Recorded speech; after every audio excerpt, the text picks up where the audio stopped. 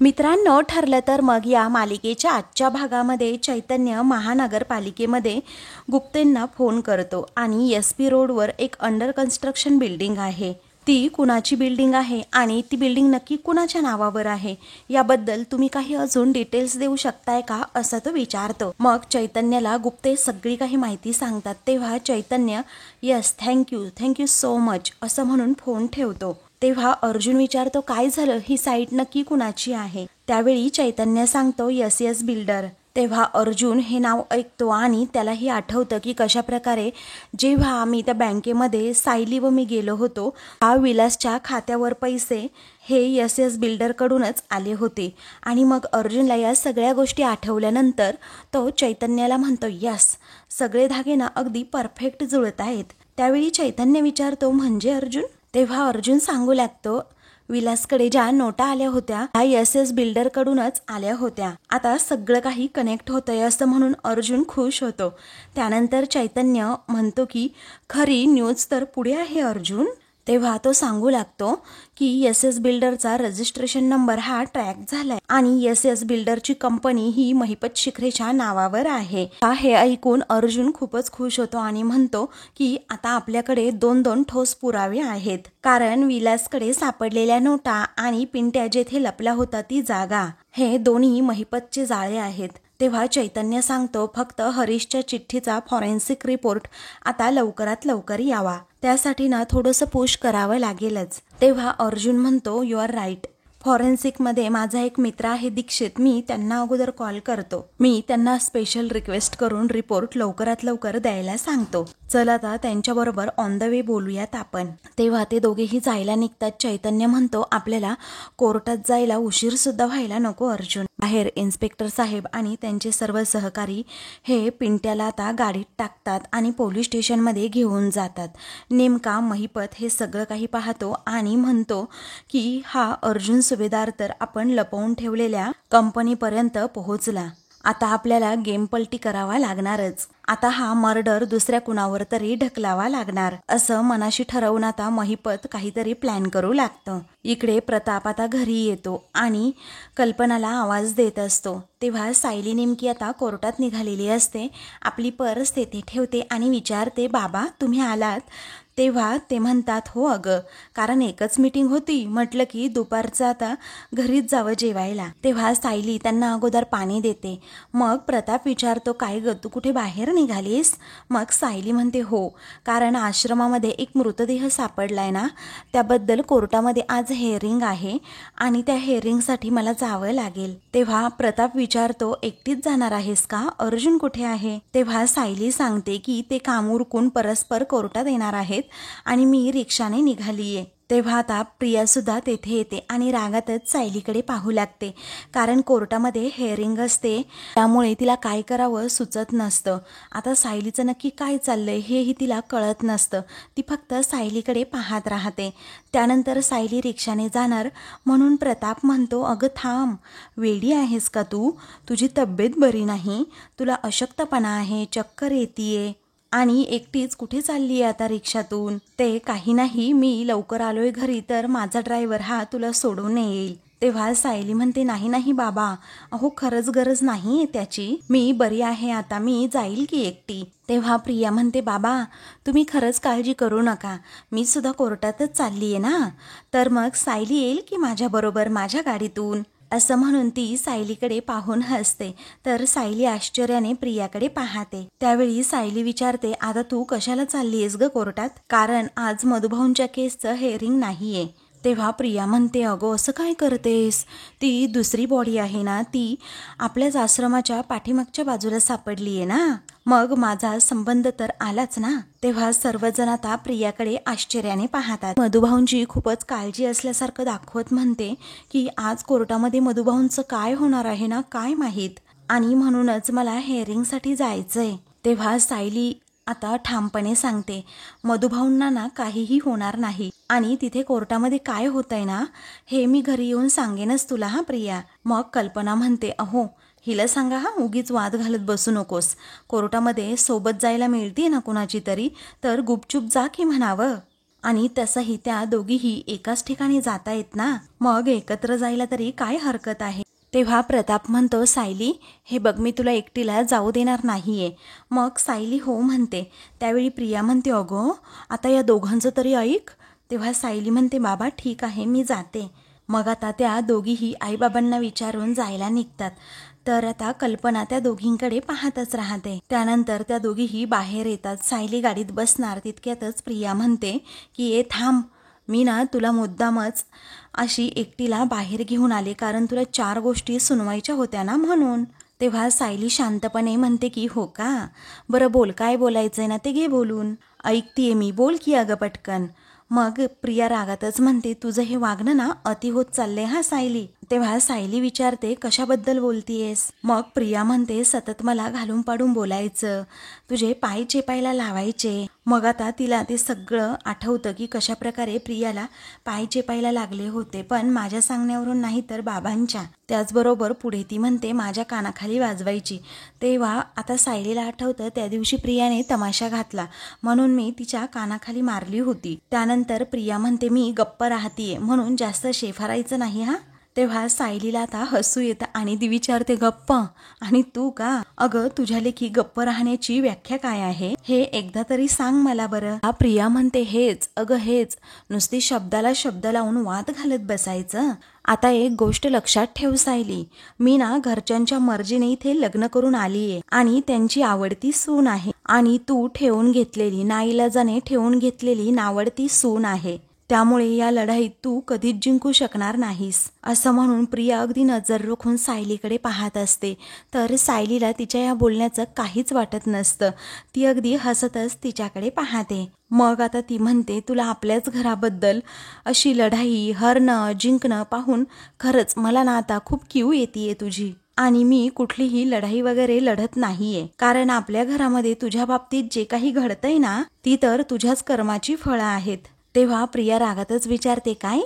मग सायली म्हणते, नाही तर काय, भोळ्या भाबडे अश्विन भाऊजींना फसवून तू घरात आलीस, आणि खोट्याचं काय, खोटं तर अगोदरपासून तू बोलतच होतीस, कारण एक खोटं लपवायला दुसरं खोटं. पण प्रिया तुला आत्ताच सांगते, हे सगळं ना तुझ्या अंगाशी येणार आहे एक दिवस. अगं ही तर फक्त सुरुवात आहे, पुढे बघतच राहा काय काय होतंय. तेव्हा प्रिया रागातच म्हणते, उगीच धमक्या देऊ नको हा, आणि ही काही माझ्या कर्माची फळं वगैरे नाहीये. तू काहीतरी असं उकरून एवढा मोठा देखावा करतेस ना की सगळ्या घरच्यांसमोर मी तोंडावर पडते. तेव्हा सायली म्हणते, अगं त्यासाठी ना मला देखावा वगैरे करण्याची काही गरज नाही, आणि तू या घरच्यांचीच काय, अगं कोणाचीच कधी होऊ शकत नाही, आणि दुसऱ्यांना अडकवण्याच्या भानगडीमध्ये स्वतःच पायात पाय घालून पडतीये ना, हे जरा तू तुझंच बघ. तेव्हा प्रिया म्हणते, अरे वा, कोण बोलतय बघा, जी स्वतः कॉन्ट्रॅक्ट मॅरेज करून तोंडावर पडलीये ती. सायली प्रियाला टोमणा मारते की माणसाकडे नवीन विषय नसेल ना तर तो हेच जुने विषय काढून उघडत बसतो,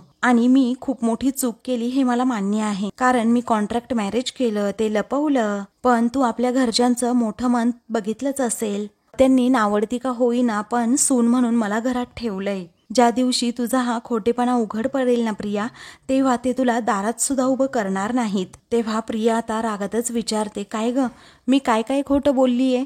तेव्हा तू तर अख्ख्या जगाबरोबर खोटं बोललीये असं सायली म्हणते. आणि प्रिया, मी ना तुला एक सल्ला देते, आता विलासचा खून मधुभाऊंने नाही तर साक्षीने केलाय हे तरी आता सांगून टाक, आणि यामुळे ना तुझ्यासाठी पुढे खूप काही गोष्टी सोप्या होतील. तेव्हा आता सायली हे सगळं काही खरं बोललेली असते. तर प्रिया सायलीचं हे बोलणं ऐकून आता खूपच घाबरते, पण आता ती सांगणारच नसते हे सायलीला माहीत असतं. म्हणून प्रिया म्हणते, अगं तू काय एक स्वतःचं असं पर्सनल कोर्ट सुरू केलं की काय? तेव्हा सायली म्हणते, अगं आपल्या मनात ना एक न्यायव्यवस्था असते प्रिया, निदान तिचं तरी ऐक, असं म्हणून ती प्रियाचे डोळे उघडण्याचा प्रयत्न करते. कारण हे तुलाही आणि मलाही चांगल्या प्रकारे माहीत आहे की खून हा मधुभाऊंनी केलेलाच नाही. तेव्हा प्रिया समोरून आता सर्व ते खुनाचे प्रसंग जातात की कशा प्रकारे साक्षीकडूनच तो विलासचा खून झाला आहे, परंतु पैशांच्या हव्यासापोटी मी फक्त आणि फक्त मधुभाऊंवर आळा घेतला. मग आता प्रिया म्हणते, नाही, मधुभाऊंनीच हा खून केलाय, आणि मधुभाऊ या खुनाच्या प्रकरणातून ना कधी म्हणजे कधीच सुटणार नाही अगं सायली. आता तुझ्याकडेच एक संधी आहे आणि तू यातून नक्कीच बाहेर पडू शकतेस, नाहीतर हे हरीश डेड बॉडी प्रकरण तुम्हाला ना खूप म्हणजे खूप महागात पडेल हा सायली, अशी धमकी जणू प्रिया सायलीला देते. महिपत शिकरे हा काही साधासुधा माणूस नाहीये असं प्रिया पटकन बोलून जाते आणि गाडीत बसायला जाणार तेवढ्यातच सायली विचारते, या सगळ्याशी महिपत शिकरेचा संबंध आहे हे तुला माहीत कसं? आणि तो मृतदेह हा हरीशचा आहे. आम्ही हे फक्त ना मधुभाऊंना सांगितलं होतं, मग तुला या सगळ्या गोष्टी कशा समजल्या? असा सायली प्रियाला प्रश्न करते. तेव्हा प्रिया आता खूपच घाबरते, तिला काय उत्तर द्यावं कळत नाही. मग प्रिया म्हणते, तू मधुभाऊंबरोबर बोलत असताना माझ्या कानावर पडलं असेल कदाचित, मलाही तसं आठवत नाही, अशी उडवाउडवीची ती उत्तर देत सायलीला म्हणते. आणि हे असं काहीतरी करू शकणारा महिपत हा एकमेव नीच माणूस आहे आपल्या भोवती, म्हणूनच घेतलं मी त्याचं नाव, असं उत्तर देत ती आता सायलीला टाळते. सायली नजर रोखूनच आता प्रियाकडे पाहते. मग प्रिया जरा घाबरतच म्हणते, अगं चल आता, तुला काय वेळेत पोहोचायचं नाहीये का कोर्टात? मग त्या दोघीही आता गाडीत बसतात आणि कोर्टाकडे जायला निघतात. इकडे अर्जुन आणि चैतन्य हे दोघेही कोर्टामध्ये येऊन पोहोचलेले असतात. तेव्हा अर्जुन कॉल करतो आणि म्हणतो, मी दीक्षितांना सांगितलं आहे, अगदी स्पेशल रिक्वेस्ट सुद्धा केली आहे की फॉरेन्सिक रिपोर्ट मला लवकरात लवकर द्या म्हणून, आणि तुम्ही सुद्धा जरा लक्ष घातलं ना तर बरं होईल, आणि त्यानंतर एक कॉपी मला सुद्धा पाठवा. इकडे महिपत हा कोर्टामध्ये येऊन पोहोचलेला असतो, त्याचा माणूस तेथेच उभा असतो. तर आता पिंट्या कधी येतोय याचीच महिपत वाट पाहत असतो. तेवढ्यातच समोरून आता पोलीस हे पिंट्याला घेऊन गाडीतून खाली उतरतात. तर इकडे महिपत जरा रागातच अर्जुनकडे पाहतो आणि मग त्याच्या शेजारी जो त्याचा पंटर असतो ना, त्या पंटरला म्हणतो, हे बघ, पिंट्या समोरून गाडीतून खाली उतरतोय, आता पोलीस त्याला घेऊन इकडे येतील, आता एक काम करायचं, पोलिसांच्या नकळत पिंट्याच्या हातात ही चिठ्ठी द्यायची, समजलं? तेव्हा तो आता हो असं म्हणतो आणि पिंट्या ज्या दिशेने येत आहे त्या दिशेने जायला निघतो. हा पोलीस पिंट्याला घेऊन जेव्हा येत असतात ना, तेव्हा तो पंटर मुद्दामच पिंट्याला धडकतो आणि त्याच्या हातात पटकन ती चिठ्ठी देतो. तर महिपतचा हा प्लॅन आता सक्सेस झालेला असतो, त्यामुळे तो जरा खुश होतो. दुसरीकडे चैतन्य म्हणतो, आय होप फॉरेन्सिक रिपोर्ट लवकरात लवकर येतील. अर्जुन म्हणतो, हो येतीलच, काळजी करू नको, कारण त्याशिवाय आपल्याला पुढे हालचालच करता येणार नाही. तेव्हा चैतन्य सांगतो, हस्ताक्षर हरीशचा आहे, हे जर एकदा सिद्ध झालं ना मग आपलं काम झालंच. त्यावेळी अर्जुन म्हणतो, हो ना, तरच आपल्याला सिद्ध करता येईल की हरीश आपली साक्ष बदलणार होता, साक्ष कोर्टामध्ये येऊन खरी देणार होता, आणि म्हणूनच हा डाव महिपतच्या लक्षात आला आणि त्याने हरीशला मारून टाकलं. अर्जुनला आता जरा फॉरेन्सिक रिपोर्टचं टेन्शनच आलेलं असतं की वेळेत आला तर बरा होईल. तेवढ्यातच आता तेथे रविराज येतो. रविराज आल्यावर अर्जुन विचारतो, सिनियर हॉट सरप्राईज, तू अचानक इथे? रविराज सांगतो, मी तुला सांगितलंय ना, तुला शब्द दिलाय ना की तुला सपोर्ट मी करणार, म्हटल्यानंतर यायला नको का इकडे?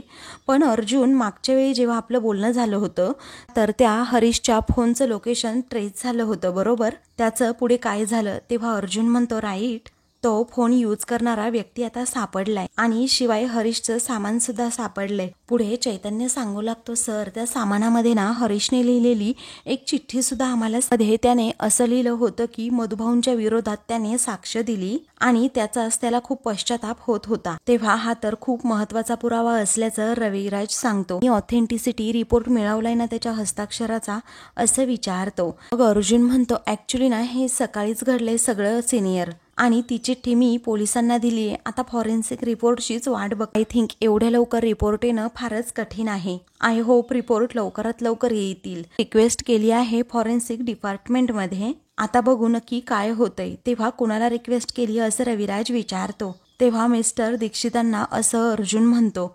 तेव्हा रविराज म्हणतो, एक मिनिट हा. तेव्हा सुभाषला कॉल करत, आता मी रविराज बोलतोय असं रविराज स्वतःची ओळख सांगतो. त्या दोघांची मैत्री असते. मग सुभाष तिकडून विचारतो, तू कसा आहेस? रविराज म्हणतो, अरे मी अगदी मस्त. जर एक पर्सनल लेवलवर थोडं काम आहे. आश्रमामध्ये दुसरी जी बॉडी सापडली होती, तर तुझ्याकडे काही ऑथेंटिक रिपोर्ट आले असतील आणि ते रिपोर्ट जरा तू पर्सनल लेवलवर चेक करून त्याच्या सर्व डिटेल्स मला दे. माझा स्टुडंट आहे ना अर्जुन सुभेदार, ही त्याची केस आहे. तोच ही केस हँडल करतोय. ही आयडेंटिटी थेफ्ट आहे आणि जर तू लवकर रिपोर्ट पाठवले तर त्याला खूप मदत होईल. आता रविराज पुढे त्याला म्हणतो की आपण नक्कीच भेटूयात. असं म्हणून तो आता फोन ठेवतो. त्यावेळी अर्जुन आणि चैतन्य सगळं बोलणं ऐकतात आणि त्यांना आनंद होतो की सिनियरमुळे का होईना आता ते फॉरेन्सिक रिपोर्ट हे लवकरात लवकर येतीलच आणि आपलं काम अगदी सोपं होऊन जाईल. तेव्हा रविराज फोन ठेवल्यानंतर लगेच सांगतो की झाले काम, लवकरात लवकर रिपोर्ट मिळतील, काळजी करू नका. तेव्हा चैतन्य आणि अर्जुन हे दोघेही खूपच खुश होतात आणि रविराजचे आभार मानतात. मग पुढे रविराज सांगतो, अरे सुभाष दीक्षित आहे ना, तो माझा खूप जुना मित्र आहे. तेव्हा Arjun thank you so much senior असं पुन्हा पुन्हा म्हणतो. बघ ना सिनियर, तू आम्हाला जॉईन झालास आणि सगळं काही अगदी पॉझिटिव्ह घडतंय. तेव्हा रविराज आता हसतच म्हणतो, ग्लॅड टू बी हेल्प. त्यानंतर चैतन्याचं लक्ष समोर जातं तर तेथे दामिनी, महिपत आणि साक्षी हे आलेले असतात. तेव्हा चैतन्य म्हणतो, अर्जुन समोर बघ जरा. मग आता ते तिघेही येताना समोरून दिसतात. त्यानंतर अर्जुनला जरा टेन्शनच येतो. तो विचारतो, आज तर विलास मर्डर केसचं हेअरिंग नाहीये आणि आज हरीश मर्डर केसचं हेअरिंग आहे, तरीही हे तिघे असे एकत्र का आले असतील हा प्रश्न त्याला पडतो. तेव्हा रविराज म्हणतो, चल पुढे. मग आता अर्जुन, चैतन्य, रविराज हे तिघेही पुढे जातात.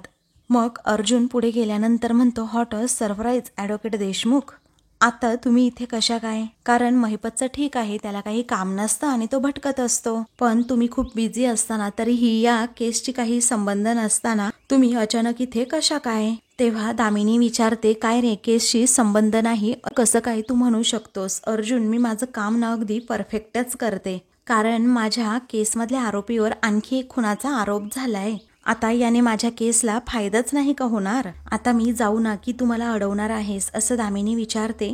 अर्जुन म्हणतो, मी का अडवेन, जा की, मोस्ट वेलकम असं म्हणून दामिनीला तो जायला सांगतो. मग त्यावेळी रविराज म्हणतो, ज्याची सतसत विवेकबुद्धी जागी आहे अशा प्रत्येक वकिलाने इथे कोर्टात असायलाच हवं नाही का, असा तो दामिनीला टोमणा मारतो. त्यावेळी दामिनी म्हणते, तुम्ही इथे असं कोर्टात असाल असं वाटलं नव्हतं मला, पण ठीक आहे, तुम्ही मला सरप्राईजेस दिलं. त्यावेळी ऑल द बेस्ट अर्जुन असंही ती अर्जुनला म्हणते. मग थँक्यू सो मच असं अर्जुन म्हणतो. त्यावेळी महिपत आता मध्ये काहीतरी बोलणार असतो. कसं असतं ना दामिनीबाई. मग आता दामिनी म्हणते, शिखरे. तेव्हा तो म्हणतो, राहिलं. मग साक्षीलाही तो म्हणतो, चल इथे नको थांबूस असं म्हणून तो साक्षीलाही आतमध्ये घेऊन जातो. इकडे सायली आणि प्रिया या दोघीही आता तिथे कोर्टात आलेल्या असतात. प्रिया अगोदर गाडीतून खाली उतरते. तिला अर्जुन आणि चैतन्याबरोबर तेथे रविराज सुद्धा दिसतो. मग प्रियाला जरा घामाच फुटतो. ती मनात विचार करते, किल्लेदार इथे काय करतोय? माझी असणारी भीती खरी ठरते की काय? आता ना काहीही झालं तरी या रविराजला जरा घोळात घ्यायलाच हवं. तेव्हा सायली सुद्धा गाडीतून खाली उतरत प्रियाजवळ उभी राहते आणि तिच्याकडे संशयाने पाहते. तेवढ्यातच प्रिया आणि सायली या दोघीही अर्जुन आणि चैतन्य बोलत असताना तेथे येतात. अर्जुन दोघींकडेही पाहतो आणि विचारतो, काय आज तर एकावर एक सरप्राईजेस मिळत आहेत. तुम्ही दोघी एकत्र आल्या का? एकाच गाडीतून आल्यात का? त्यावेळी आता प्रिया म्हणते, अर्जुन असं काय करतो? आता एकाच घरातून दोन व्यक्ती बाहेर पडल्यानंतर आणि त्यांना एकाच ठिकाणी यायचं असल्यावर त्या काय वेगवेगळ्या गाड्यांनी येणार का, मला सांग बरं. तेव्हा चैतन्य मात्र गालातच हसतो. तेव्हा अर्जुन विचारतो, म्हणजे तू घेऊन आलीस का सायलीला?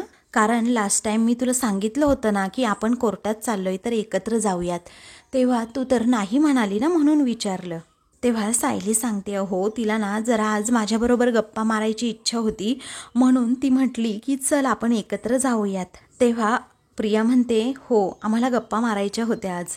त्यावेळी आता सायली गालातच हसते. अर्जुन विचारतो, खरंच का? मग सायली हो म्हणते. त्यानंतर प्रिया विचारते, बाबा तुम्ही अचानक इथे कसे काय? इथे काही आता घडलंय का? त्यावेळी आता रविराज विचारतो, म्हणजे तुला असं वाटतंय का काहीतरी घडायला हवं होतं ते? विचारते, तुम्हालाही असं वाटतं ना मधुभाऊंना आज शिक्षा होणार म्हणजे होणारच, कारण त्यांनीच हा दुसरा खून केला असेल. तेव्हा रविराज त्याचं काहीही उत्तर न देता म्हणतो, अर्जुनला मॉरल सपोर्ट करण्यासाठी मी इथे आलोय. मग पुढे आता प्रिया जरा घाबरते आणि मग नंतर म्हणते की बाबा, आधीचा सुद्धा खून मधुभाऊंनीच केलाय हे आज सुद्धा सिद्ध होणार आहे वाटतंय. तेव्हा प्रियाच्या या बोलण्यावर अर्जुन आणि सायली धक्क्यानेच तिच्याकडे पाहतात. मग आता प्रिया विचारते, हो ना बाबा? मग रविराज म्हणतो, आज काय होईल ना ते आज कळेलच. तेव्हा चैतन्य आता म्हणतो, अर्जुन बरं मी दीक्षित सरांना आता फोन करतो, रिपोर्ट कधीपर्यंत येतील. तेव्हा प्रिया आता जरा घाबरतेच आणि कोण दीक्षित सर असं विचारते आणि कसले रिपोर्ट, नक्की काय बोलताय तुम्ही, कळत नाही असं प्रिया जेव्हा म्हणते तेव्हा अर्जुन म्हणतो, या सगळ्यांना टेक्निकल गोष्टी आहेत आणि तू यामध्ये नाही पडली ना तर खूपच बरं होईल असं म्हणून तो प्रियाचा आता अपमान करतो. मग प्रिया आपली गप्प राहते आणि तोंडावर पडते. त्यानंतर अर्जुन आता चैतन्याला खुणावतो की जरा बाजूला जाऊन फोन कर. मग चैतन्य म्हणतो, हो समजलं. मग आता मी तिकडूनच फोन करतो असं जेव्हा चैतन्य सांगतो ना तेव्हा आता रविराजला समजतं प्रिया ऐकेल, म्हणूनच आता तो म्हणतो, चल बाळा आतमध्ये जाऊयात, आपण इथे नको थांबूयात. तेव्हा प्रिया म्हणते, बाबा बाबा आतमध्ये कशाला जायचं, रिपोर्ट आल्यानंतर आपण जाणारच आहोत ना आतमध्ये. मला सांगा आता आतमध्ये जाऊन तरी आपण काय करणार आहोत. तर रविराज विचारतो, मग इथे थांबून काय करणार आहे आपण, आता चल बाळा आपण आतमध्येच जाऊ असं म्हणून तो प्रियाला जबरदस्तीने आता आतमध्ये घेऊनच जायला निघतो. त्यावेळी प्रियाला आतमध्ये घेऊन जाताना प्रिया थांबते आणि विचारते, बाबा तुम्ही मला असं आतमध्ये का घेऊन चालला आहात. मग आता रविराज म्हणतो, हे बघ तू मधुभाऊंच्या केसमधली एक विरोधी साक्षीदार आहेस आणि तू या सगळ्यापासून ना दूर राहिलेलंच बरं. तू त्या दोघांचं काही ऐकूही नकोस आणि काही बोलूही नकोस असा सल्ला रविराज तिला देतो. तर आता चल तू आतमध्ये असं म्हणून रविराज तिला पुन्हा एकदा आतमध्ये घेऊन जातो. तेव्हा प्रियाचा नाईलाज होतो. इकडे अर्जुन सायलीला माहीत असते या भामट्या प्रियाची खोड काय आहे, त्यामुळे ते एकमेकांकडे पाहतात आणि तिचाच विचार करतात. तर आता मित्रांनो पुढील भागामध्ये अर्जुन हेअरिंगला सुरुवात करतो आणि हरीशचा खून झाल्यानंतर हा इसम म्हणजे पिंट्याला त्याने आता तेथे विटनेस बॉक्समध्ये उभं केलेलं असतं. हरीशच्या मोबाईलवरून अशोकला मेसेजेस करत होता, कॉल करत होता, हे सगळं काही अर्जुन कोर्टासमोर सादर करतो. आणि हा ज्या बिल्डिंगमध्ये राहत होता ती महिपत शिखरेची कन्स्ट्रक्शन साईट होती, त्यामुळे महिपत शिखरे याची दोन्हीही केसेससाठी अगदी कसून चौकशी व्हावी असं अर्जुन आता रिक्वेस्ट करतो. तेव्हा जज साहेब मंजूर असं म्हणतात. महिपत आणि साक्षी खूपच घाबरतात, त्या दोघांनाही काही सुचत नाही. तर सायलीला खूप आनंद होतो. अशाच मालिकेंचे पुढील भाग पाहण्यासाठी चॅनलला सबस्क्राईब करा.